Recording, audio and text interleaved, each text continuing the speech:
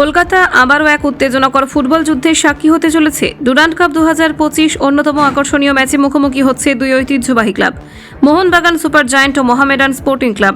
এই ম্যাচ দিয়ে চলতি মৌসুমে যাত্রা শুরু করতে চলেছে মোহনবাগান। আর এই ম্যাচ ইতিমধ্যে শহরের ফুটবল প্রেমীদের কাছে পরিচিত হয়ে উঠেছে মিনি ডার্বি হিসেবে। 2025 মৌসুমে মোহনবাগানের ডুরান্ড অভিযান শুরু হচ্ছে গোলরক্ষক বিশাল কাইতের নেতৃত্বে।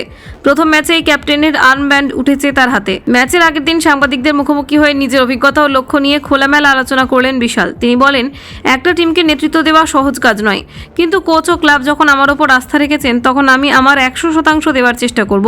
বিশাল কাইত আরও জানান, ব্যক্তিগত উন্নতির দিকেও তিনি নজর দিচ্ছেন।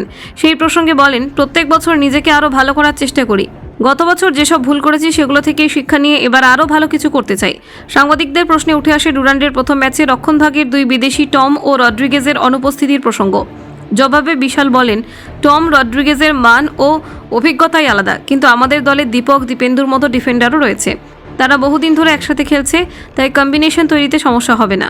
তিনি যোগ করেন, আমরা একসাথে দীর্ঘ সময় ধরে খেলেছি, তাই মাঠে বোঝাপড়ার সমস্যা হওয়ার কথা নয়। প্র্যাকটিসেও সবাই ভালোভাবে নিজেদের প্রস্তুত করেছে। প্রথম ম্যাচে কঠিন প্রতিপক্ষ মোহামেডান স্পোর্টিং। ঐতিহ্য ও ইতিহাসের দিক থেকে এই ম্যাচ নিয়ে উত্তেজনা চূড়ান্ত পর্যায়ে।